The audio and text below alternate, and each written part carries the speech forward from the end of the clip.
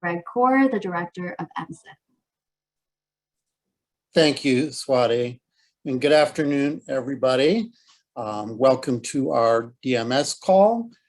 We took a break and didn't have calls for, I believe it was the last month or two, but as we get back to in-person services, I thought it was a good time to get back into DMS to describe what we'll be doing in the next days and months, and talk about some modifications that we will be making to DMS. Swati, do we have the next slide up? Not there, we go. Okay, so that's part of my welcome. I was talking to my colleagues here before the call started, talking about how excited I was that of our two kids, we have one that started school Monday. We got our 12-year-old out of the basement and away from the screens, and he's in school, and it's actually going really well. I just heard him coming in day 4. My 14-year-old daughter starts high school, which is extremely exciting, on Monday. Jennifer Finch, who will be presenting here in a few minutes, has a daughter, Mackenzie, who also will be starting high school, or actually did start high school this week. So it's exciting that we return to in-person services, whether it be school or early intervention services. Before we get into the DMS content today, I wanted to talk a little bit about the return to school guidance. On Tuesday, the Office of Special Education and Rehabilitation Services released 2 documents. One is a Dear Colleague letter, and the second was a Part B Child Find question and answer document. Office of Special Education and Rehabilitation Services, that you all know as OSERS, is committed to ensuring that infants, toddlers, and children with disabilities and their families have successful early intervention and educational experiences. We know that infants, toddlers, and children with disabilities were disproportionately affected by the pandemic compared to their non-disabled peers. It has not been an easy road to hoe for anybody, but kids with disabilities have been even more significantly impacted than those kids who didn't.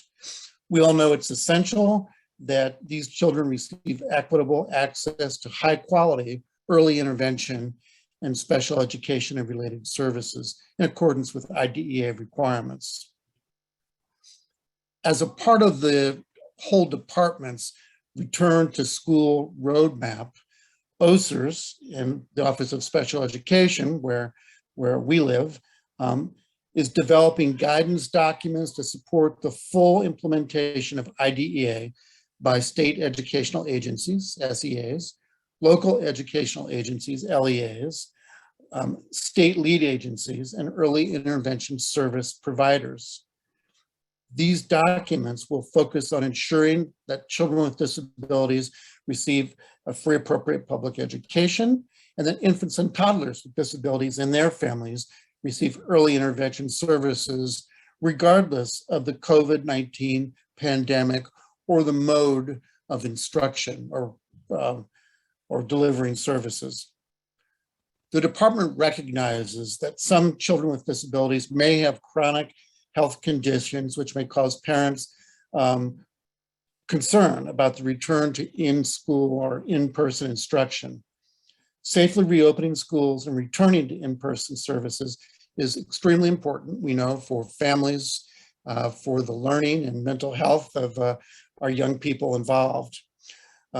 OSERS suggests adhering to the guidance issued by the Centers for Disease Control and Prevention that recommends that all teachers, staff, students, and visitors in K-12 schools wear a mask indoors, regardless of vaccination status. And we were all very excited to see that the Pfizer vaccine got full FDA approval earlier this week, which removed yet another hurdle to some of the resistance to getting vaccinated.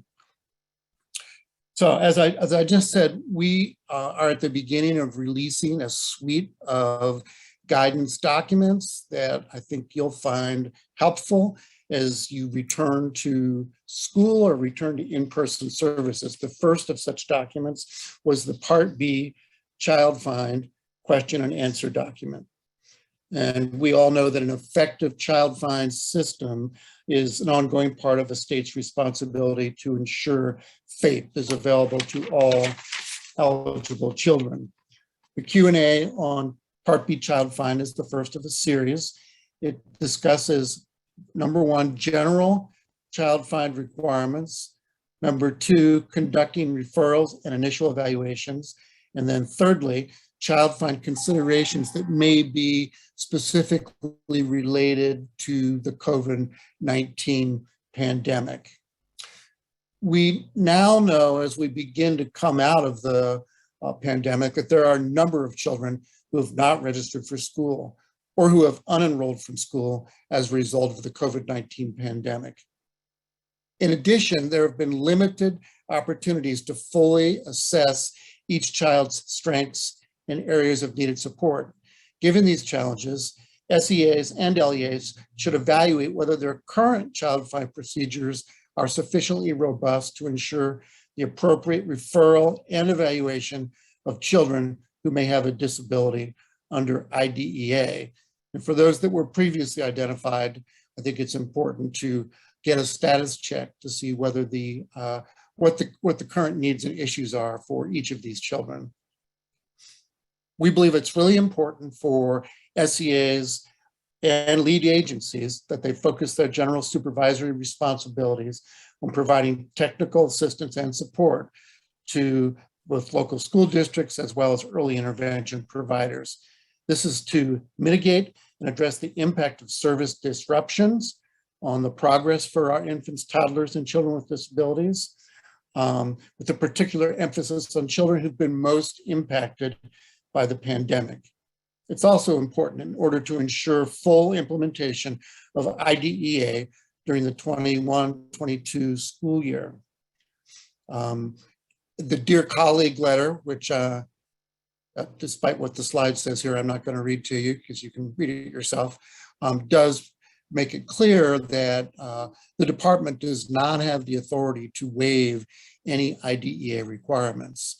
So we are reiterating that in our guidance documents, but also suggesting how, under the current circumstances, LEAs and early intervention providers and their state counterparts can deliver services that are consistent with IDEA requirements. OSERs, through the Office of Special Education Programs, will continue to provide support and necessary information to states to ensure full implementation of IDEA through this program year. So please stay tuned. We'll be releasing more documents shortly, and we'll continue to do that through the fall and perhaps into the early part of the winter. Swati, if you could go to the next document or next slide. And I just wanted to point out that the documents on the previous page were hot linked, and you're going to be able to access those.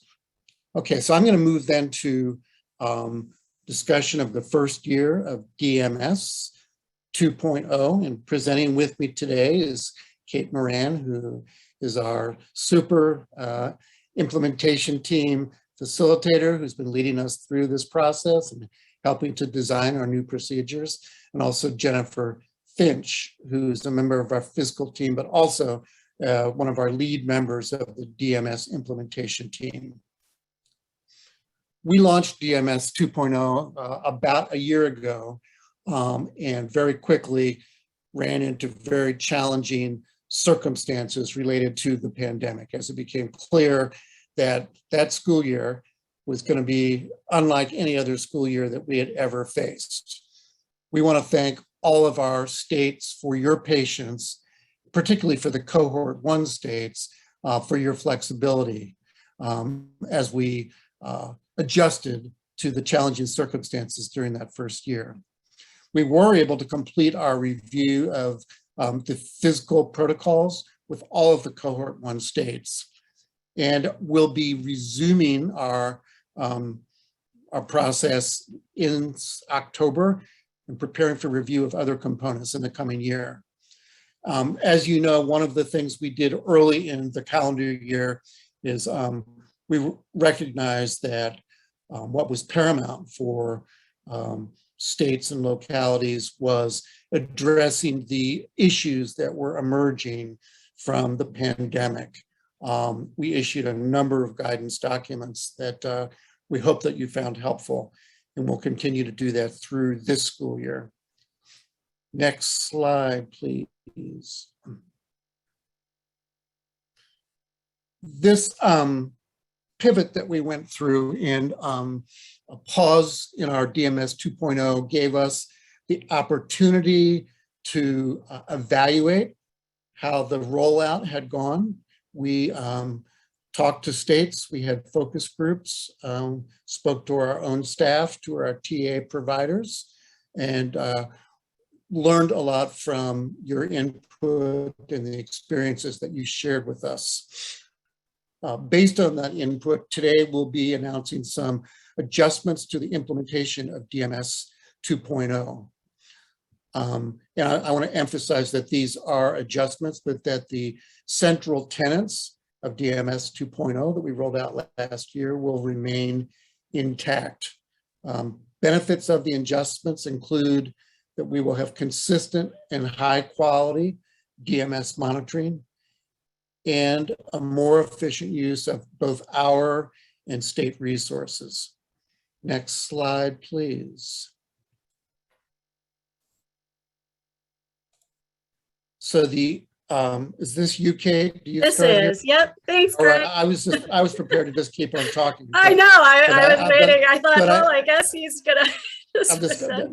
I'm not gonna do the whole thing. So Great. at this point, Kate Moran, who is our implementation team facilitator, is going to walk you through some of the adjustments and what that means for our DMS system going forward. Kate? All right, great. Thanks, Greg. And I do want to share that Matthew Schneer is taking some well-deserved leave today, and he would have liked to have been on here to share this information with everybody, but I think with Jennifer Finch and myself, we'll be able to walk you all through some of the work that we are doing and hopefully some adjustments that we've made that will be responsive to feedback that we received throughout this year in the process. So a couple of the adjustments that we're going to be making to our DMS process will be around the scheduling of the visits. We're going to be making some timeline adjustments. And we're also going to be talking you through some ways in which our DMS IT will be involved in the protocol components across all of the areas, similar to how we have been participating throughout the fiscal component. If you were a cohort 1 state, you were able to experience that this past fall, and we'll be mirroring that work process across our other protocol components. So next slide, please, Swati. So our scheduling of the phase 2 activities, we want to be clear that we are committed to our phased process for the DMS cycle. So we had originally laid out a process where our phases were a full year, but we have made some revisions to that to minimize the burden on some of our states and the amount of time that you would be engaging with OSEP. So in looking at the pandemic, allocating a year's time over 3, that's really 3 years that we would be working with the state. We felt like in order to be more efficient in our work and also the interactions with our states, we would be changing that timeline. So one of the things that will happen in October of 2021 is that your state lead with our monitoring teams will be in contact to schedule your phase 2 visit. And I'll be talking about what that phase 2 date will mean as far as the full engagement period. Our goal is to really provide you, the states, with that advance notice so you're clear on when the phase 2 activity will be occurring, which will be the on-site or virtual visit, and then what the engagement period will be in front of that. And our timeline for phase 1 activities will include a document request and interviews, and those will be triggered by our phase 2 date. So if you can go to the next slide, Swati, I'm going to talk about what that phase 1 timeline will be. So the phase 1 period will be 5 months ahead of your phase 2 visit. Interviews will occur 4 months before the phase 2 visit, and then your visit will occur on that 6th month. So your total engagement with OSEP will be 6 months for the interview and protocol questions, and then our on-site and virtual component. We're also looking at the phase 2 visit. In the past, we had set aside a full week that OSEP would come on site, and we had received some feedback from states that that does become a burden on our states and the staff within it, that allocating that full week sometimes can be a burden. And so we are looking at within your month, and I'll talk about it on the next slide, that we may allocate 2 days in the first week, and then the on-site piece would maybe just be 3 days.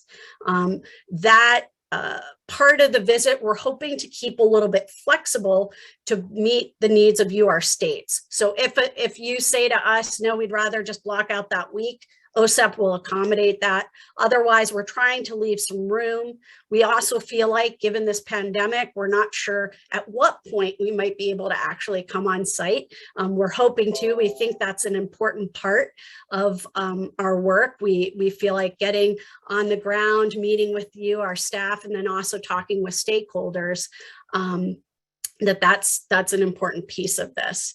And then phase 3 could be up to a year afterwards, but that's really the closing out and responsive activities that you as a state would need to engage in related to any findings that we make on that visit. So if we go on site, everything's kind of in line, your report comes back, there aren't any findings, your phase 3 component could be closed out shortly after that letter is issued. So again, phase 1 will be a 5-month period before the phase 2 visit. Phase 2 visit is the visit through the issuing of the letter, and then phase 3 is that final closeout period. So if you want to go to the next slide, Swati, I'm going to talk through an example. So to lay this out visually for you, what will happen in October of 2021 will be, as I said, we'll be getting in touch with you to schedule our cohort 1 visits. What that will do is kick off your timeline. So let's use the example of a visit happening in June of this year, so June of 2022. That will mean that in January of 2022, you would begin engagement with OSEP. What you'll want to be thinking about prior to that first month of engagement with OSEP is you're going to want to be gathering your evidence and getting documents ready to be able to provide during that 5 months before your visit. So on each one of the protocols, there are a sample list. On the integrated monitoring and sustaining compliance, it's clearly laid out phase 1 documents versus phase 2. We recognize on the fiscal one, there were quite a number of documents. We're going to be working on making those a little bit clearer to say these would be phase 1 versus phase 2. But in our upcoming protocols that will be issued, we feel that you would be able to look at those and begin gathering that information. If you had any questions about what documents or evidence to gather, you can reach out to your state lead and they'll be working closely with your monitoring team. So next slide, please. So walking this through, the highlighted listing there is your June on-site virtual visit month. So phase 1 begins in January 2022, where we would be doing our document request. Then over the next 4 months, so between February and May, OSEP would be engaging in calls with you around the particular protocols. And what we have right now are the integrated monitoring, sustaining compliance and improvement. We would be covering data, dispute resolution, and technical assistance and professional development. The fiscal component may have some follow-up, but we feel like we have, for the most part, completed that phase 1 activity. So most of the fiscal follow-up would probably occur during phase 2, unless the fiscal team has a couple of questions, and they'll let you know that when they talk with you in January, when that document request comes out, or in October when you're scheduling what those 4 months would look like. The phase 2 activity occurs June 2022 with your on-site and virtual activities. And then from June to October will be when OSEP will be working on your monitoring report, and it would be issued to you no later than October 2022. What we're hoping, and one of the other reasons that we are shifting our timeline of engagement with you, is that the feedback we had received about if there are findings or things that need to be corrected, this will shorten the amount of time that we are engaging with you so that we're able to identify that non-compliance and let you know that right away in the monitoring report. So we feel like this would provide us the opportunity to investigate your system in a responsive manner, and then be able to provide you any information on items that you would need to follow up on. So that October 2022 period for a June visit would, the phase 3 would continue after that until any corrective actions or document requests or policy revisions that might need to occur after your on-site or virtual visit and when that monitoring report is issued. So next slide, please, Swati. So this is a visual that, because we felt like, all the dates, it can get kind of confusing of what's happening. So we wanted to lay this out so that you can see what it would look like for a state or program in a year. So again, you can see the starred month of June 2022. The engagement would begin with you as a state in January with that document request. Between February and May, you would have a schedule of calls and conversations with OSEP across our protocols. And then the on-site and virtual visit would occur in June. And Jennifer Finch is going to talk a little bit more in detail about what that phase 2 activity would look like. But what would occur beginning in July would be for the next state or program that we would have, that document request would begin there, and it would move through until December for that next visit. So I want to be clear that in June of 2022, we're not holding all 16 cohort 1 virtual or on-site phase 2 visits. We will be spacing them out throughout the year so that we would have 4 in a particular time frame, 1 from each team, and moving throughout the year so that we would be able to complete all 16 programs and states that we have in our current cohort 1. And then we'll be talking about when those cohort 2 dates, your phase 2 dates, will get scheduled so that you're aware of when your timeline of engagement will begin. So Swati, we can go to the next slide, and Jennifer Finch will take it from there. All right, thank you, Kate. So each monitoring component, as Kate described, each monitoring component will be led by members of the DMS implementation team. Just as we did for just as the fiscal accountability facilitators would take the lead in monitoring for the fiscal component, DMS IT members will take the lead on their respective components for monitoring. So for example, as I said, the fiscal accountability facilitator may take the lead for fiscal, and then someone else might take the lead for dispute resolution, if you will.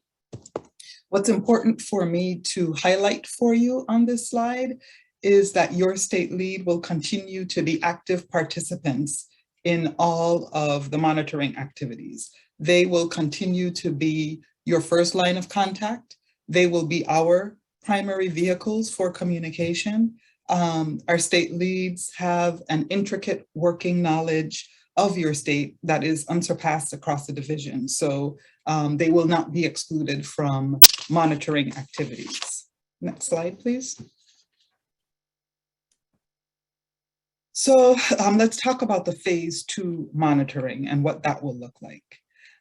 So as Kate described, the customization that will occur for the length of time for your visit, this customization will also occur for your actual monitoring. And it will be customized depending on the needs of the state. And so depending on the conditions of the state, depending on technical assistance needed or requested, and also depending on issues that are identified in phase 1, these things will become the drivers and will set up what your monitoring will actually look like. So for those of you that have been engaged in fiscal monitoring, it will look just like the fiscal monitoring, but on a larger scale. Meaning that we will add other components beyond fiscal.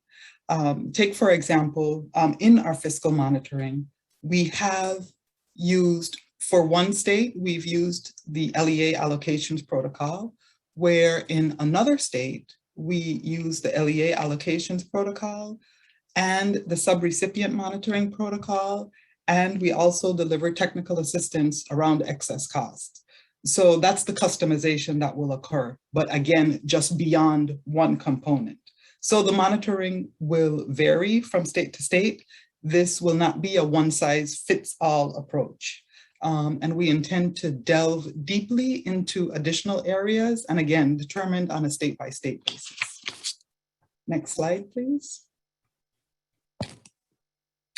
So what you should be on the lookout for next are the next set of protocols that will be released, and those are on your screen. You are already familiar with the fiscal monitoring protocols. Those have been up for some time now on our website. And we hope to have these new protocols posted by October 1, and we will notify you upon their release. We are also setting up a feedback loop. And so I would urge you, once we notify you of those protocols, that you take a look at them and provide feedback and input. After all, it was your feedback and input that drove us to make these adjustments. So we appreciate the time that you took the last time to give us your feedback, and we would appreciate your feedback again. Next slide, please. Okay, so this slide, we wanted to give you a visual representation of our next steps. And I know it looks a little confusing because the cohorts are not in order, but it is in chronological order. So we just wanted to give you an idea of what's coming down the pike. So in September of this year, 2021, I can't believe that's next week, but sometime in September, the official notification letters will be sent out to states. Now, cohort 1 already received their notification letters. And so cohort 2 notification letters will be sent out to the CSSO and or lead agency directors with a CC to state directors or to Part C coordinators. So look for those cohort 2 states. And this October 2021, we will begin developing and building what phase 2 will look like for cohort 1 states. And these are those states that we have already been engaged with. So what we will do is then begin to set dates and timelines for document submissions, if you will. As Kate described, we may begin to set dates for interviews and begin to sketch out what your monitoring will actually look like. And then next year, in September 2022, we will send out those official notification letters to cohort 3 states, just the same way we did for September 2021. So our goal here is to notify you a year in advance, right? And in October of next year, just as we did with cohort 1 states, we will then begin scheduling what those phase 2 visits will look like. So we've got a cycle going here, you know, this iterative process going within our monitoring cycle. And the last thing I want to say before we open up for questions, I just want to thank you guys for your time and your patience and also your input as we worked through the DMS adjustments and the input that you gave us to help us kind of shape and develop our DMS. Swati, I think we can open up now for questions, or we're taking questions in the chat. Yep, we've had some Q&As that have been typed in. One of the ones in the chat is, where can you find a list of the cohort 2 states? So cohort 2 states were notified informally last year via email. We'll be posting that once those official notification letters go out in September. We'll post the list of the cohort 1 and cohort 2 states. Cohorts 3 through 5, those will become public a year in advance of each visit. So those would be posted next September 2022. Hey, Kate, could you walk through how and when the cohort 1 states will receive the dates for their on-site or virtual visits? That's a question here. So in October, this coming October, so in 2 months, the state leads will be reaching out to those cohort 1 states and providing you with a month or 2 to select for your on-site visit.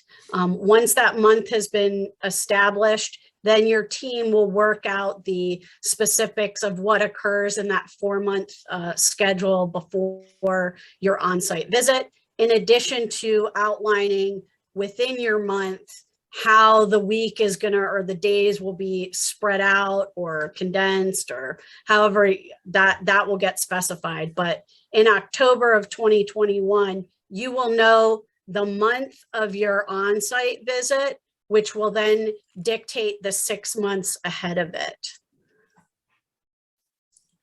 So in other words, that the date of your verification visit is kind of the anchor. And from that, then everything else is calculated. Correct. Yeah.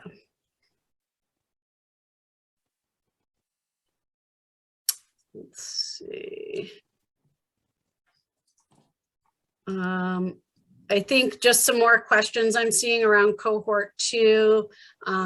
So again, the cohort 2, they were notified informally via email. So those that are in cohort 2 are already aware of that, but that will be posted publicly in September so that all states may be aware. And again, cohorts 3, 4, and 5 have not been announced yet. Any other questions? You can raise your hand too, I think, and Swati can unmute you if you'd like to talk live.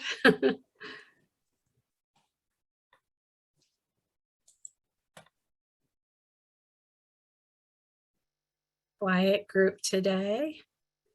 If you do have questions after today's call, please feel free to email them to your state lead. They work very closely with our DMS IT and will be happy to provide you any answers to questions. So will there be any consideration for states still working to close out current DMS monitoring visit under previous protocols? So I think if you had a RDA visit or a previous monitoring letter or report that you would be working on, you're probably not in the first, second, or third cohort because you've already just been monitored. But you can work with your state lead on any closeout activities that you have, and they can help you with that. Hopefully I got that question. Let's see. So will cohort 1 visits be on virtual or on site? So that's even when we are in a world where everything can be on site, we still see during that phase 2 visit that there may be a combination or a hybrid, similar to what I know a lot of you are implementing for your services. But I think I don't think we have an answer yet as far as when or at what point it'll be safe for our staff to be flying and traveling. We haven't had word of that yet, I don't think, Greg, right?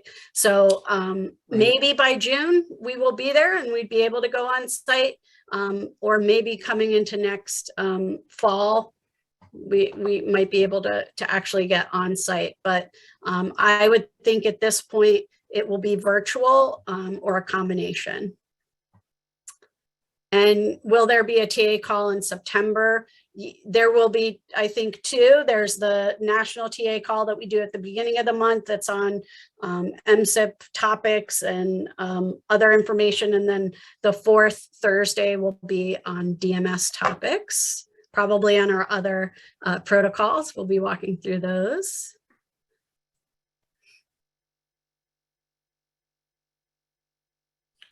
Time period, I believe it's a 3-year span, but I think we'll be providing you that information based on each protocol area. I think, Finch, with fiscal, it goes back 3 years, correct? For Yes. What is the time period that we would be looking for evidence on? So on average, I would say finding reports kind of going back 3 years. If you data, we'd probably be looking at a 3-year cycle back. Kate, there's a question here, a request that all the DMS protocols be sent to the states rather than having to hunt for them. Are they going to be posted somewhere so they can be easily accessed? Yep. So the link to all of the protocols I put in the chat, I'll put that there again. They're posted publicly in one place, but we'll make sure that Greg emails out this link to everybody as well. All of the protocols are on that hyperlink to be downloaded. So we can ensure that you get them that way. And if you have any trouble finding them using that link, feel free to reach out to your state contact. Let's see.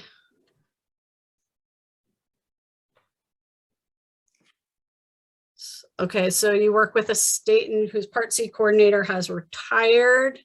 I think you would want to work with the state lead about the October visit. I think most, if I have 2 states I know personally that their Part C coordinators are retiring or who just retired, and I've already been contacted by the person who will be filling in for them. So most times we are aware of interim directors or interim coordinators.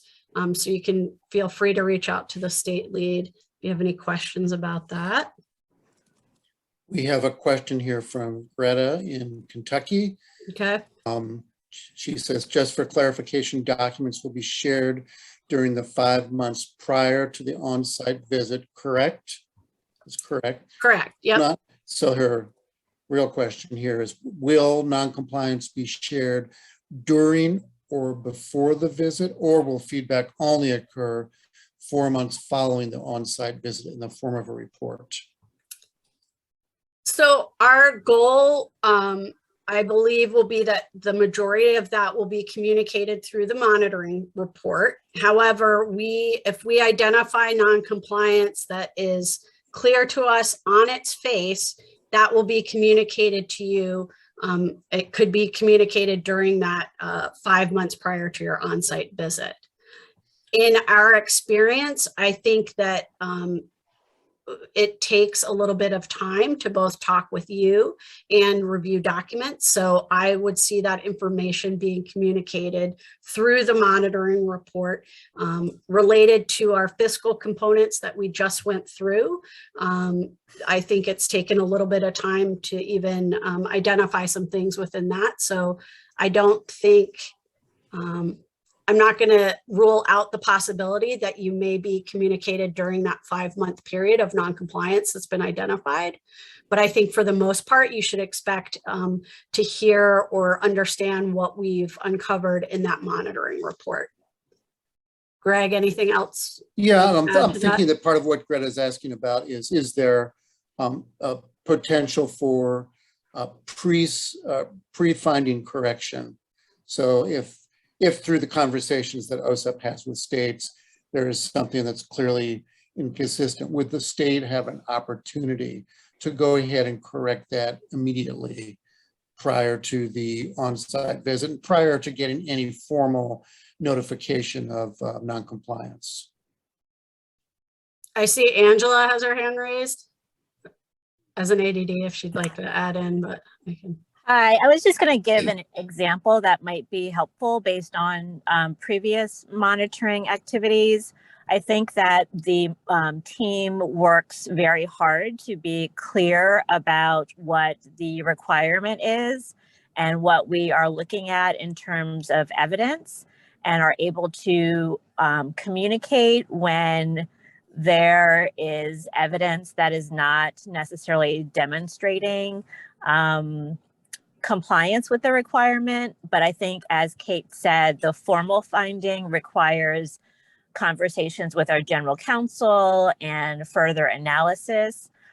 So I think that at least in the states that I've worked with, there are times when through our conversation, it becomes apparent that something is problematic, and the state is able to identify that and work toward fixing it even prior to a finding being issued.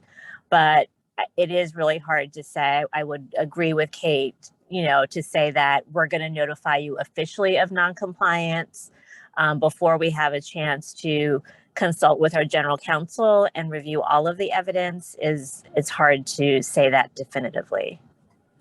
I hope that's helpful. Yeah.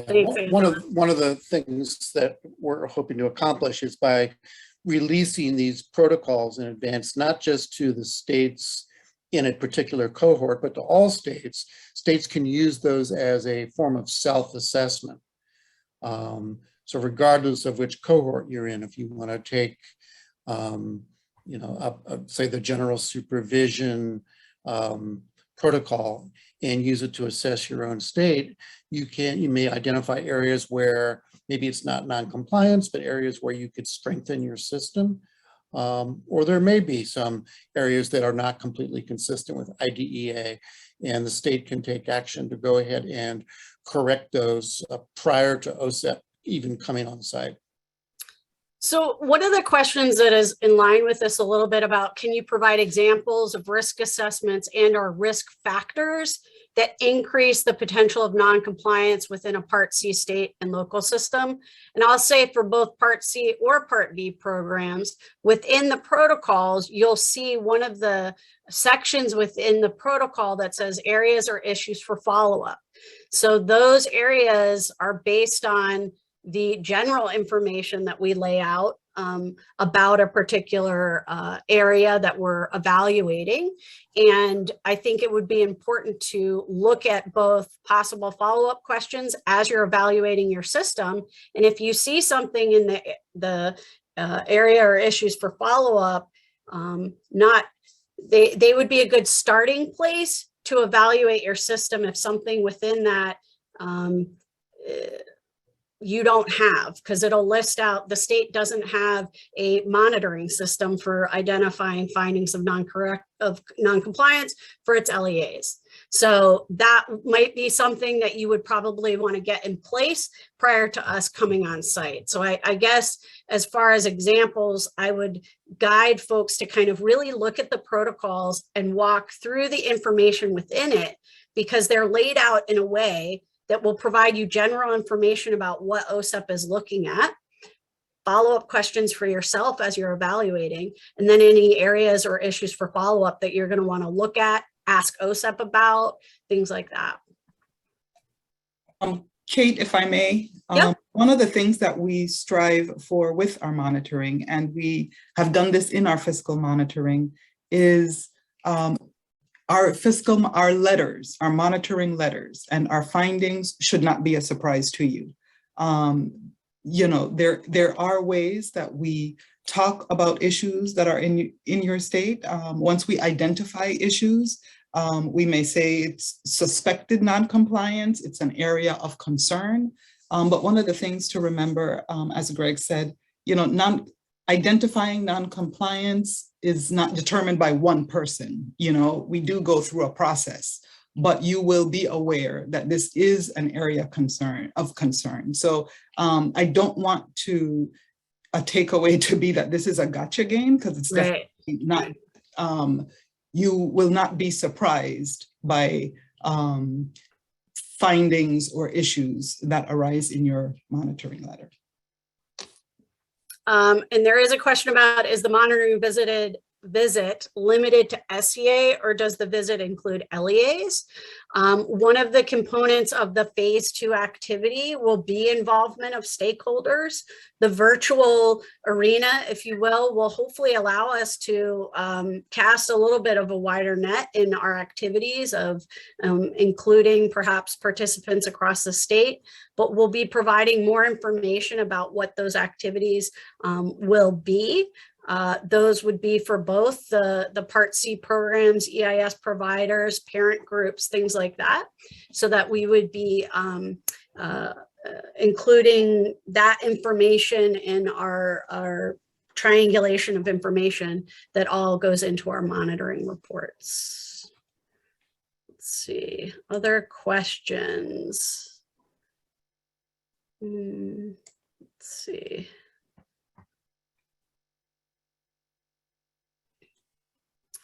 I just want to clarify, there was a question about other protocols being released. The last 3 that we have to post that will be included in our monitoring process will be posted October 1st. So our dispute resolution, our data, and our technical assistance and professional development. So those protocols will be available to states both in cohort 1 and subsequent cohorts for you to review. And as we go through the cohorts, we may make small tweaks to them based on the process that we're going through, but I don't think they would drastically change as we move forward. We do have one hand raised from Alicia Walters, and another one, oh, we went just one back down. All right, never mind. I think that her question was probably answered.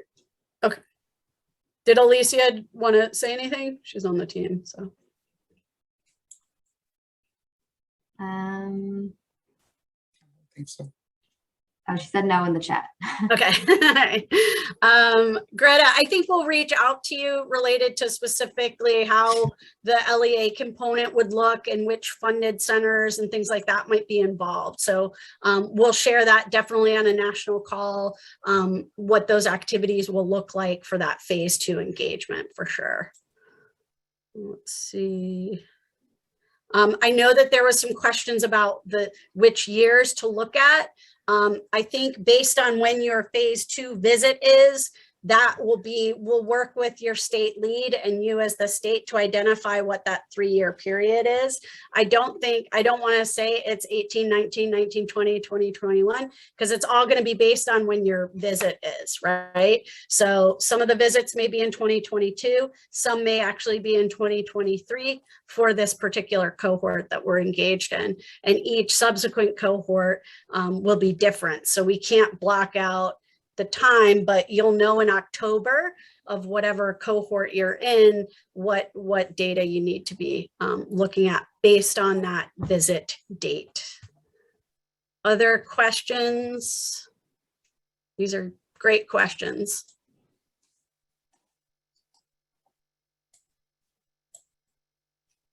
I don't see any more in the chat. I don't see any more in our question Q&A. I'm trying to jump back and forth. All right, well, I think this has been a great call. We really appreciate all of the participation, feedback, comments, concerns, things that you have provided throughout this year. And we really do look forward to continuing to engage with you all throughout this process and as we build it so that it's a successful engagement for both you, our states, for infants, toddlers, and children and youth with disabilities and their families, because that ultimately is what this is about. So anything else, Greg, before we sign off? Well, I wanted to thank you, Kate, and Jennifer, and Matt, even though he's not here Yeah. today, and all of the members of the DMS team, Yes. implementation team for the work that they've done, the flexibility that they have shown coming through this past very challenging year. And we're excited about resuming our planned set of activities with you in October. Yes. All right. Thank you, everybody. Have a good afternoon. Thank you. Bye.